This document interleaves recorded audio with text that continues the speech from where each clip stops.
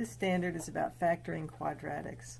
The easiest ones to do are if there's no number in front of the x squared, or if the coefficient of x squared is equal to 1.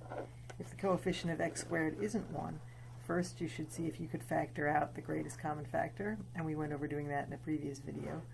Or you could try guess and check, or there's a method grouping that's a little bit more complicated, but if you understand the procedures, it'll always get you the right answer. And another kind of factoring is from problems that are a difference of the squares. So first of all, let's look at the coefficient of x equal to 1. So when I factor this trinomial, I'm looking for two binomials that are going to multiply and give me this. So if you remember, when you're multiplying a binomial, you need to use FOIL, first, outside, inside, last. So I need to think of two binomials whose first terms will multiply to give me x squared. And those binomials both start with an x. So I'll just write two binomials that both start with an x. And then I want the two last terms to multiply to give me 10. So when I think of 10, I think of 5 times 2.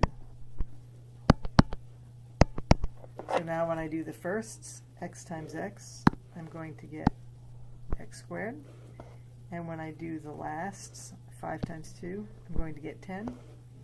But the next thing I need to do is check if the outsides and the insides are going to add together to give me 7x.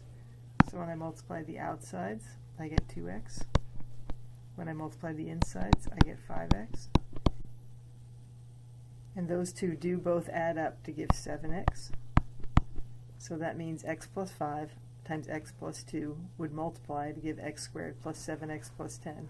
That means x plus 5 and x plus 2 are both factors of x squared plus 7x plus 10 because they multiply together to give me that trinomial. Next, let's look at one with some negative signs in it. So x squared minus 5x minus 14. So I'm going to start by making a list of factors of negative 14. That would be 1 and negative 14, or negative 1 and positive 14. You could have 7 and negative 2, or negative 7 and positive 2. That sort of looks like a 2. I'm going to start by looking at what two things multiply to give me x squared, and that's still going to be x and x. So those start my binomials. And what things multiply to give negative 14? I'll just start with the first one on the list. Plus 1 and negative 14. So I'm going to check the insides and the outsides. So 1 times x is 1x, and negative 14 times x is negative 14x. And those combine to give negative 13x. That's not the negative 5x I'm looking for. So I'm just going to kind of go down the list here and see what I get when I add these up. Negative 1 plus 14, that's going to give me positive 13. 7 plus negative 2, that gives me positive 5. Negative 7 plus 2, this gives me negative 5. So I'm liking this one. So I'm going to try the binomials. X minus 7 times x plus 2. And when I check the insides, I'm going to get negative 7x. And the outsides, I'm going to get plus 2x. That does give me negative 5x. So that means the answer is x minus 7 times x plus 2.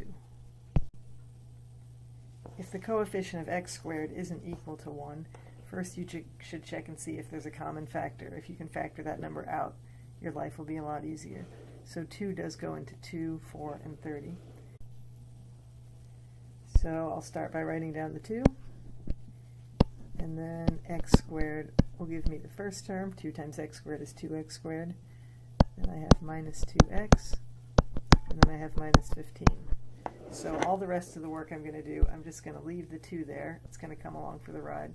And then I'll factor out the x squared minus 2x minus 15 using the techniques I learned in the last slide. So let's start with the 2. And then I need an x and an x to give me that x squared. And then I need factors of negative 15 that are going to add up to negative 2. and I'm thinking negative 5 and positive 3. So let's just check and see if the insides and the outsides worked. Negative 5 times x is negative 5x, and 3 times x is 3x. That does add to give me negative 2x. So the answer to this problem is 2 times x minus 5 times x plus 3. If you can't factor out the coefficient of the x squared, that's where we have to get a little bit cleverer. So there's no common factor of 3, 13, and 4. So I'm going to make a list of factors of both 3 and 4. So 3 is just 3 and 1. Let's make those black instead.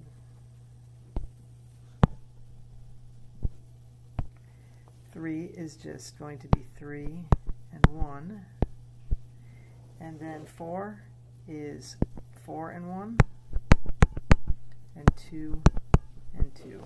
So if you have a list of them, it can help to make this a little bit less confusing, because we're just going to try guess and check and see what we can make work here. So I'm going to start with 3x and x, and then factors of 4. So 4 and 1. So I know I have the first and the last working. Let's check the outsides and the insides. So 4 times x is 4x. 3x times 1 is 3x. That adds to give 7x, and that's not what I'm looking for. So I'm going to switch around the 4 and the 1. 3x plus 1. And let's multiply that by x plus 4. So check the insides. 1 times x is 1x. And let's check the outsides. 3x times 4 is 12x. That does add up to 13x, so this is the right combination.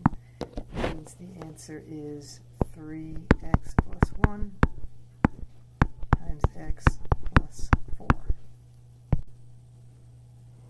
Guess and check works well if the number in front of the x squared doesn't have a whole lot of factors, but 12 has a lot of factors, so that means there's going to be a lot of things to guess and check, and that can be annoying, especially since the numbers in the middle is a negative.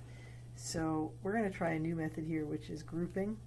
So for grouping, the first step is you're going to multiply the 12 and the 3. And what I usually do is put that number in a little cloud. So here's a 36, which I'll put in a little cloud, a little thought cloud. I'm going to hold on to that. And I'm going to try and find numbers that multiply to 36 and add to negative 13. And a little thought, 9 times 4 is 36, and those add to 13, but if I want it to be negative 13, I need negative 9 and negative 4. So I'm going to write negative 13x like this. 12x squared minus 13x minus 4x plus 3. Then I'm going to divide this problem up into two separate groups, so that one and this one. And then I'm going to factor out a common factor for each one of these. So 3 goes into both of those, along with x. So I'm going to turn this first group into 3x times 4x minus 3. And this next one, I've got negative 4x here. I see that there's no real good common factors here except 1 or negative 1. And I'm going to factor out negative 1 and then leave that as 4x minus 3. And then you'll see that each one of these has a factor in common. It's a little confusing, but I really have two terms here, 3x times 4x minus 3, and I'm taking away 1 times 4x minus 3. So 4x minus 3 is a common factor in each one of these. So this is the confusing bit. I'm going to write down the common factor, 4x minus 3. And then I'm going to make another factor out of what's left, 3x minus 1. And I've now just found the two factors of the original problem. 4x minus 3 times 3x minus 1 multiplies to give 12x squared minus 13x plus 3. That's a little tricky, but if you know how to go through all the steps, you don't have to do guess and check. That'll always work. Another special kind of factoring is if you have a problem that's a product of the squares. So 4x squared minus 9, this first term is a perfect square, and so is the second term, and they're subtracted, so difference is subtracting, so this is a difference of two perfect squares. What you do for these is you take the square root of the first one, 2x times 2x is 4x squared, and the square root of the second one, 3. You make two factors out of those.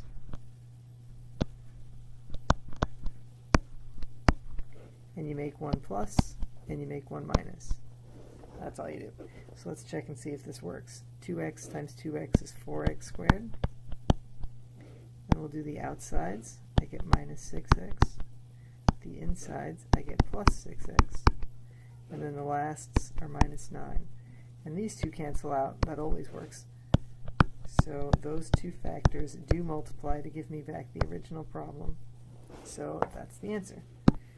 2x plus 3 times 2x minus 3.